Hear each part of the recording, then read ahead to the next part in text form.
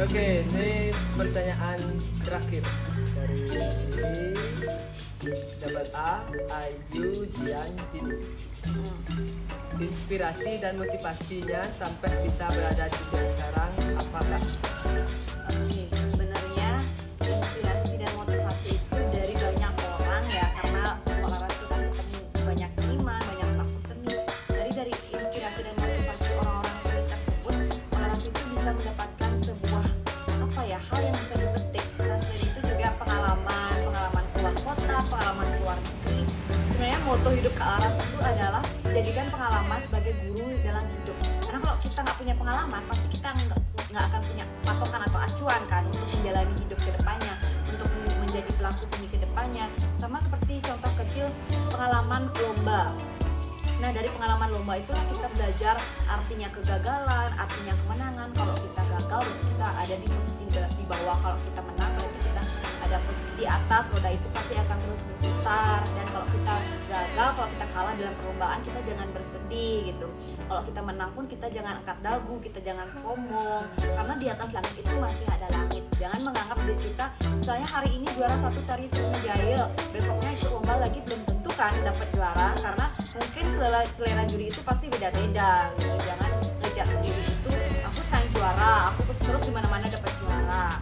Karena kalau kita sudah rendah hati, bukan rendah diri ya, rendah hati, pasti kita akan selalu disenangi, dikagumi oleh banyak orang gitu.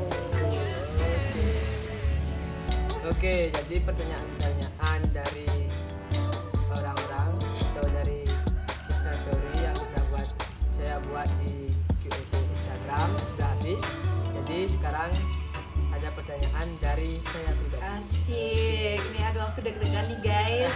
Ada pertanyaan dari sang YouTuber. Oke, pertanyaannya dari gini. Dari gini.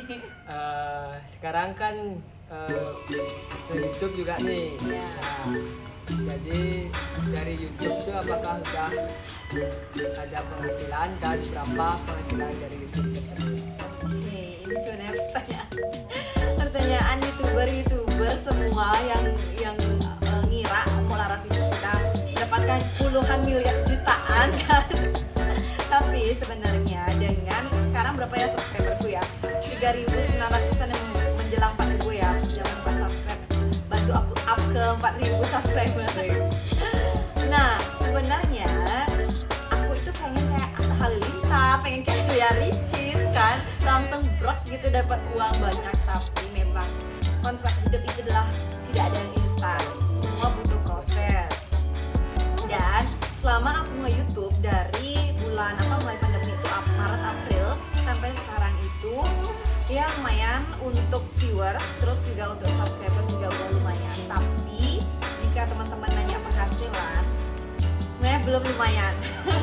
Karena kalau kita di YouTube ini sambil sharing juga ya, kita itu kan tidak boleh berpatokan dengan yang namanya uang. Pertama itu karena yang kita fokuskan itu adalah berkarya dan upload konten seaktif mungkin. Nah, misalnya kalau kita punya YouTube dengan subscriber di bawah 5.000 itu minimal 1 minggu itu 1 video lah, jangan sampai nggak sama sekali. Pokoknya dalam 1 minggu itu 1 video atau maksimal paling banyak itu 2 video. Nah, kalau kita menghilang dari YouTube, otomatis subscriber kita itu nggak akan tambah banyak, dan bahkan ada mungkin yang unsubscriber atau batal subscribe kita karena kita tuh nggak aktif di YouTube gitu, nggak konsisten jadi YouTuber gitu. Kalau kita sudah konsisten, otomatis pengalaman pribadi ya, Astungkara sekarang ini setiap minggu Kak Laras itu ada upload konten, ada upload video, dan subscriber itu otomatis setiap minggu itu pasti akan bertambah, dan viewers pun pasti akan bertambah. Nah, tapi kalau kita berbicara tentang uang atau gaji di YouTube dengan subscriber Kak Laras sekarang ini dan viewers dan video yang sudah Kak Laras upload, itu masih belum cair di rekening. Nah, tahapannya itu kan kalau kita sudah 1.000 subscriber, terus kita sudah 4.000 jam tayang, itu kita akan dimonetisasi sama YouTube. Nah, dimonetisasi itu artinya kita akan diakui sebagai partner program dari YouTube kan. Kalau kita belum 1000 subscriber atau kita belum 40 jam tayang, otomatis kita belum dimonetisasi kan. Setelah dimonetisasi itu Kak Laras dimonetisasi itu mencapai 1000 subscriber dan 40 jam tayang itu di bulan Agustus. Berarti Maret, April, Mei, Juni, Juli, Agustus 5 bulan. Untuk dimonetisasi itu mencari 1000 subscriber dan 4000 jam tayang.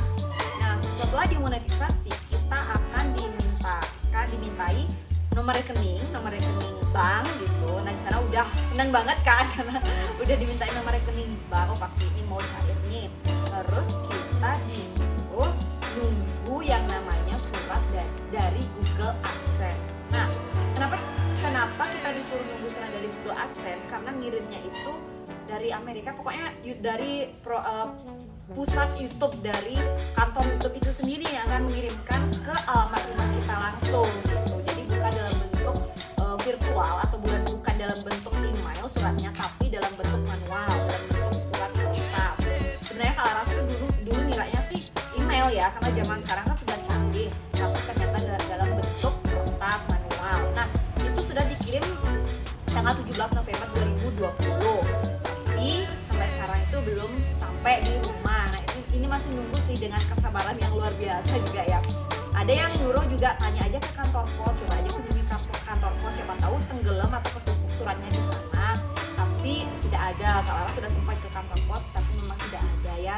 Mungkin memang harus nunggu. Dan ada juga sih YouTuber yang memang sampai setahun itu belum datang surat Google AdSense-nya. Tapi intinya sih tetap konsisten upload konten walaupun surat Google AdSense itu belum datang. Nah, nanti kalau surat Google AdSense itu datang, kan itu di dalam surat itu akan isi PIN itu yang akan kita verify di Google AdSense kita, baru akan cair uangnya di rekening kita. Sebenarnya sih udah ada nominal uangnya, udah bisa dilihat di Google AdSense, tapi belum bisa cair di rekening. Itu aja sih.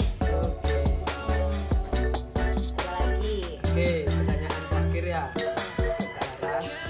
Jadi pertanyaannya,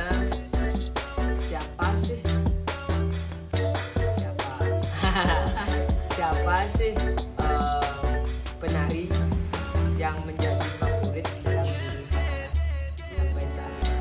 Oke, silakan. Banyak sih sebenarnya ya, banyak. Oke, ya, sambil sharing juga, Kak Laras kan pernah nih dikirim sama kampusnya ke Malaysia. Nah, itu pada saat semester 5 itu wajib mahasiswa isi Denpasar itu 2 orang harus dikirim.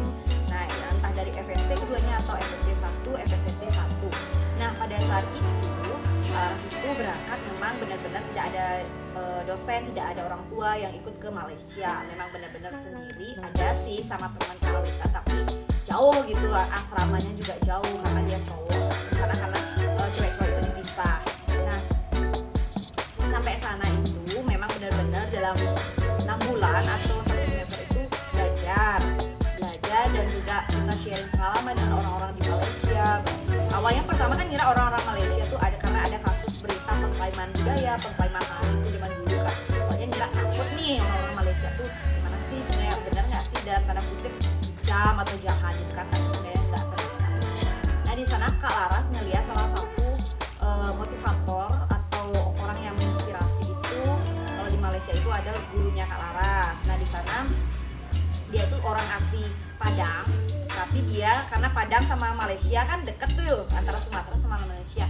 Nah, di sana bapaknya itu ngajarin Kak Laras gimana seni antara Indonesia dan Malaysia biar bersatu. Nah, dari dosen-dosen di Malaysia itu dah Laras bisa menyatukan budaya. Sebenarnya negara Indonesia dan Malaysia ini kan dianggap negara yang serumpun ya, tapi banyak mungkin kekacauan atau kasus-kasus gitu. Tapi dengan Laras sempat tinggal di Malaysia selama 6 bulan itu dan dimotivasi, diberikan inspirasi oleh guru di sana, dosen-dosen di sana, jadinya bisa memahami kesenian itu nggak hanya Bali aja, karena itu luas loh. Nah, itu pertama pengalaman ke Malaysia, dapat inspirasi atau motivasi dari guru dosen di Malaysia. Kemudian kalau di Bali, nah Favorit. Penari favorit. dari favoritnya itu banyak sih sebenarnya. Kalau diurutkan itu, yang pertama pasti karena yang membuat Kak Laras bisa nari itu Wayang Kudu itu kan. Di sana Kak Laras bisa mencuri sedikit bagaimana kiat-kiat lama banget sanggahnya. Kemudian yang kedua itu ada Pak Dewo Pengosekan. Nah, yang penari Palawakil dianya tahun 2007. Kalau tahu Pembiar Dewasa tahun 2007 itu penari favorit karena beliau Kak Laras itu pengen nari Palawakil. Nah, kemudian inspirasinya lagi ada Bu Dayu Arya. Nah, sekarang karya S2 Kak Laras itu termotivasi atau terinspirasi dari karya-karya Bu Dayu Arya. Dayu Arya Sarjani, dan beliau juga dosen di Isiden Pasar dan karya-karya beliau juga bagus-bagus, sangat luar biasa. Kemudian Bu Menak. Nah, itu adalah penari Tunajaya, itu ibunya ibu kandung dari Bu Sri Wahyuni atau mertua dari Pak Surya. Nah, di sana Laras sempat belajar tari Tunajaya gaya buleleng. Kemudian ada Pak Didi Nini Towo. Nah, dia adalah seorang penari Indonesia yang sangat terkenal, yang bisa menarikan cewek cowok, terus juga bisa menari hadap belakang, hadap samping, dan itu memang the best menurut Kak Laras. Terus luar negeri itu banyak sih, tapi yang karena Kak Laras itu pecinta Indonesia atau pecinta budaya kita, jadi itulah orang-orang yang menginspirasi Kak Laras gitu. Oke, sekian pertanyaan-pertanyaan yang sudah dijawab oleh Kak Laras.